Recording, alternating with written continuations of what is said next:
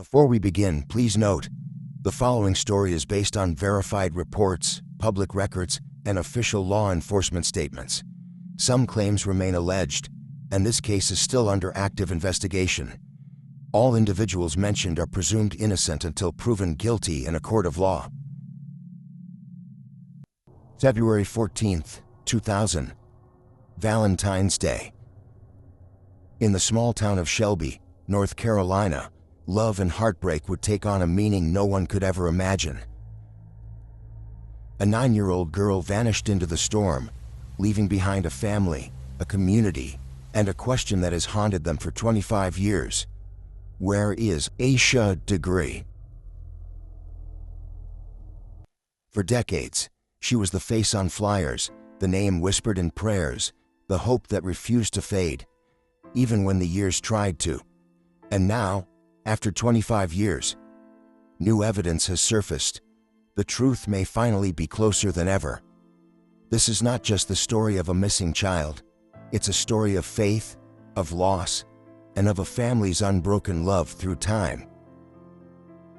This is Timeline Unfolded, where every story is a moment frozen in time.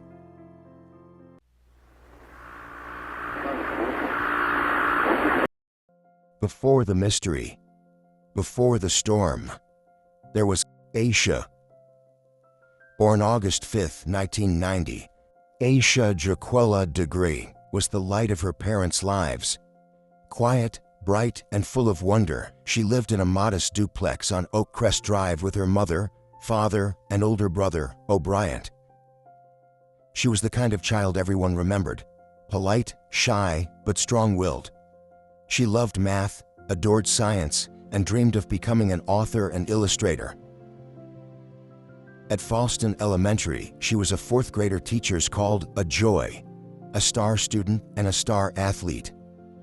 On the basketball court, she was fierce, point guard for the Little Bulldogs, known for her focus and her fight. At home, she was playful, thoughtful, and deeply close with her family. Her mother, Aquila, worked at a piano factory. Her father, Harold, loaded trucks for a local company. Together they built a home rooted in faith, structure, and love. Every night, Asha and her brother went to bed by 9. No secrets, no chaos, just a steady rhythm of safety and routine. To everyone who knew her, Asha was protected. But on one February night, that illusion would shatter. It was a Sunday evening filled with ordinary warmth. Church in the morning, family dinner in the afternoon. Asha had been tired from a weekend of basketball and a sleepover with cousins. After losing her first game of the season, she was disappointed. But before bed, she laughed again. Outside, thunder began to roll. Rain hammered against the windows. Asha climbed beneath her blanket, her Tweety Bird purse close by, not knowing it would be the last night she'd ever sleep there. Sunday, February 13th, 2000. Shelby, North Carolina. The Degree home was quiet, only the hum of the storm filling the night. Inside, Asha's mother, Aquila, tucked her children into bed early. Her father, Harold, stayed up watching television, letting the thunder roll. Tomorrow would be Valentine's Day, their wedding anniversary. At around 12:30 a.m., Asha got up to use the bathroom. Her brother O'Brien stirred, turned off the light, and they went back to sleep. Some reports suggest Harold checked on them again between 12:30 and 2:30 a.m. Both children were safe, peaceful. He locked the doors, turned off the kerosene lamp, and went to bed. But sometime after, Asha woke again. No one knows why. Maybe the thunder frightened her. Maybe something, or someone, drew her out of bed.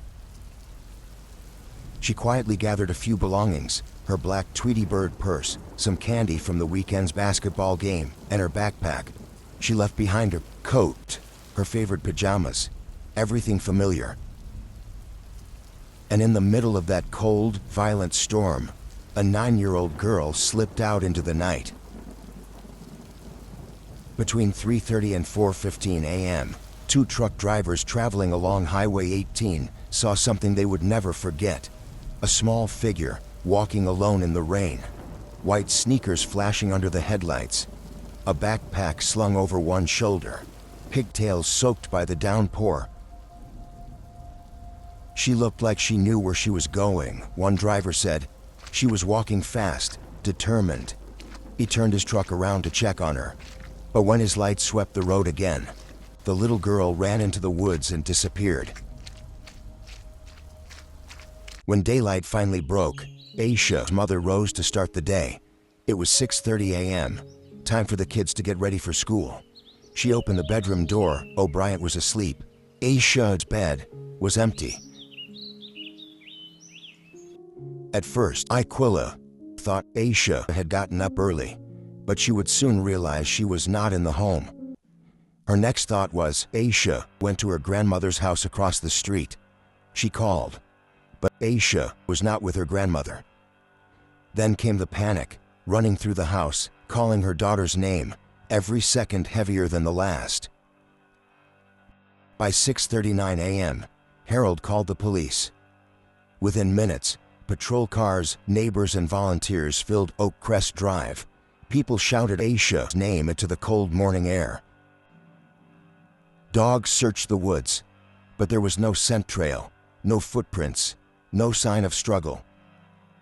It was as if she had simply vanished into the storm. By that afternoon, helicopters circled overhead, but the rain had erased everything. Only one truth remained. Asha Degree had disappeared into the dark, and no one knew why. Morning turned to afternoon, and the quiet neighborhood of Oak Crest Drive became a scene of desperation. Police cruisers lined the street. Volunteers in raincoats moved through the mist.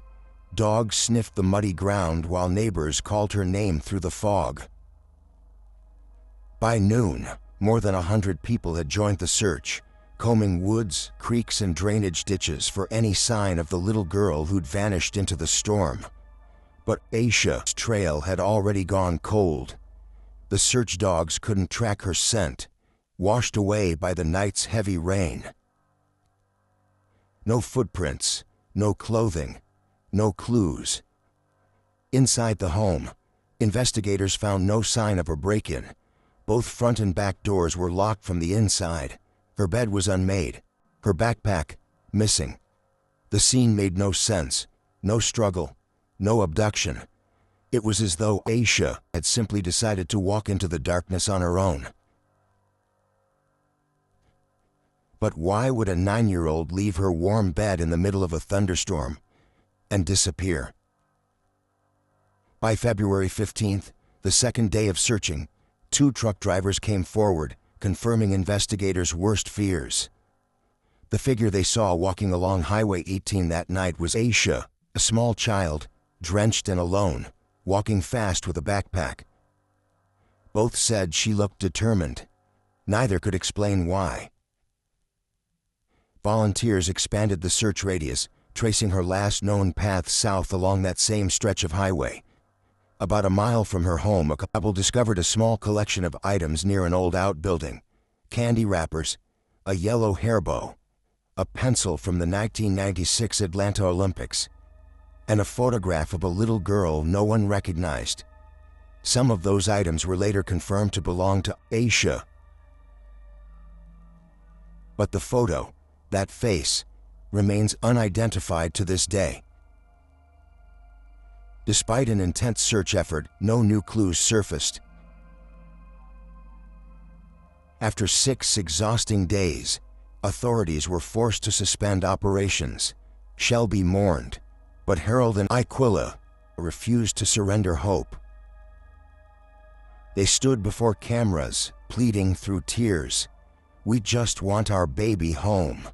And every year since, on Valentine's Day, the anniversary of her disappearance, they've walked a mile down Highway 18 in her honor, a walk of love and loss. Months passed, leads faded. until August 2001, when a construction worker clearing land 26 miles north of Shelby made a discovery that would reopen every wound. Buried inside 2 black plastic bags, a beige and black backpack. Inside, items labeled with one name, Asha Degree. It was a haunting clue, a sign that Asha hadn't simply run away. She had been taken, hidden, and perhaps never meant to be found. For more than 2 decades, that backpack was the last known piece of Asha's story. Until now. 25 years after Asha Degree vanished, her name still haunted Cleveland County. Her file, thick with notes, interviews, and photographs, had never left the desks of investigators who refused to give up. Every February, they reopened it, and every year, silence answered back. Until 2024. That September, something shifted. A break, not in luck, but in science. DNA evidence, long stored in sealed boxes, was re-examined using modern forensic genealogy. And what it revealed led them to a family who had lived quietly in the same county for decades. The Detman family. Search warrants were executed on multiple properties, homes, vehicles, and digital devices belonging to Roy Detman, his wife Connie, and their 3 daughters Lizzie, Sarah, and Annalee. For the first time, investigators publicly said what many had long feared. They now believed Asha Degree had been killed, and that members of the Detman family, including 2 of the daughters, might have been involved. Lizzie Detman Foster was 16 in 2000. Sarah Detman Capel was 15. Annalee, the youngest, just 13. In 2024, a man named Thad Valentine came forward, claiming he'd known the Detman girls years earlier. He described a night in the mid-2000s, a house party filled with laughter and alcohol, that suddenly went quiet. Lizzie, visibly upset, blurted out words that froze the room. "I killed Asha Degree." Her sister Sarah snapped toward her, "Shut the f*** up." The man never forgot it. Years later, when questioned by investigators, he passed a polygraph. Those words reignited a case that had been silent for too long. Search warrants uncovered text messages exchanged between the Detman sisters, messages filled with fear, guilt, and panic. Lizzie wrote, "The theory is, I did it. Accident, covered it up." Sarah replied, "Why would it be you?" And Lizzie answered, "That's what he said." Other messages revealed a storm of anxiety. "I caused this. I'm so worried. There's no way this is going to be okay." They spoke of lawyers, of pressure, and of secrets that had lasted decades. Investigators believe that new DNA testing on evidence from Asha's recovered backpack, sealed since 2001, helped link the Detman family to her disappearance. All contents or pictures of what was inside the backpack have not been released to the public. There were 2 items that did not belong to Asha, which included a New Kids on the Block shirt and a Dr. Seuss book. Traces reportedly matched Annalee Detman Ramirez and another man, now deceased, Russell Underhill. Underhill had once lived in 2 assisted living facilities owned and operated by Roy and Connie Detman. A green AMC Rambler turned up on the Detman property, while witnesses from 2000 described an older 1970s green Ford Thunderbird or Lincoln Mark IV cruising Highway 18 that night. Different cars, same color, same road. But when confronted, the Detman family denied any involvement. Their attorney dismissed the findings as coincidental, and public records showed the AMC Rambler wasn't titled or registered in the family's name until March 2000, a full month after Asha disappeared. Still, rumors persisted. An affidavit claimed a family member once saw Roy Detman digging a hole on his property. For investigators, the case was no longer a ghost story. It was becoming painfully real. But even now, 25 years later, no arrests have been made, no confessions, no closure. For Asha's family, time hasn't softened the pain, only sharpened the questions, because someone out there still knows what happened that night. And somewhere, the truth is waiting. Even after 2 decades, one question still echoes through every home, every vigil, and every conversation that bears her name. Why did Asha leave her home that night? There was no fight, no argument, no note left behind. Her parents, Harold and Aquila, gave her no reason to run. Her teachers described her as happy, focused. Her life, by all accounts, was normal. And yet, something made a 9-year-old girl pack a small bag, step into a thunderstorm, and walk alone into the dark. Investigators don't believe it was random. They believe Asha planned it. At least a little. Her backpack was neatly packed. Inside were small personal items. Her Tweety Bird purse, her basketball uniform, some candy from her basketball game, and her house key. But she didn't take a coat or a change of shoes. Whatever she thought she was walking toward, she didn't expect the cold or the danger. Some experts believe she was lured, that someone, maybe someone she trusted, had been grooming her. Maybe they promised her something, safety, adventure, a secret she was too young to understand, maybe even pretending to be another child. And then, there's that photograph, one found near her belongings in 2000. A picture of a little girl no one has ever identified. Was it a coincidence? Or a lure? Placed there to earn Asha's trust. Others believe Asha left because of guilt, that the weight of her basketball team's first loss affected her more deeply than anyone knew. She was sensitive, thoughtful, and driven to do better. Her family wondered if maybe she planned a small adventure, a gesture of love for them, a Valentine's Day surprise that went tragically wrong. But as the years passed, and no trace of her was ever found, that simple theory began to fade. Something interrupted Asha's journey that night. Something, or someone, took her from that road.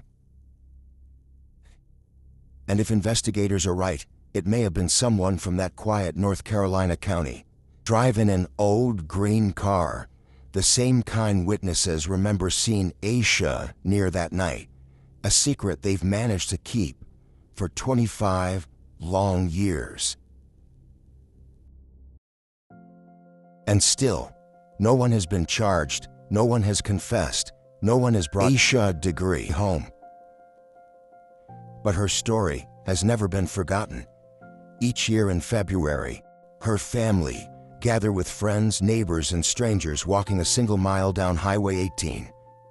The same road their daughter walked into the darkness all those years ago. They call it a walk of hope. A walk that says, "We haven't given up." Aquila still speaks of her daughter in the present tense. "I believe she's alive," she says. "Until someone can prove me wrong, I'll keep believing." Because faith is what remains when answers refuse to come, and hope is what keeps the light burning. The FBI, the North Carolina Bureau of Investigation, and the Cleveland County Sheriff's Office continue to work this case. In recent months, investigators have hinted that they may be closer than ever, thanks to modern forensics, witness cooperation, and quiet persistence. Today there is a $100,000 reward for information leading to the arrest and conviction of the person or persons responsible. If you know anything, no matter how small, please contact the Cleveland County Sheriff's Office at 704-484-4822 or the FBI at 1-800-CALL-FBI. Asha is more than the mystery her name became. She is a daughter, a sister, a teammate, a little girl who loved reading, science, and basketball, who dreamed of becoming an author and illustrator one day. And though her story began in a storm, it didn't end there. It lives on in the hearts of those who refuse to forget her.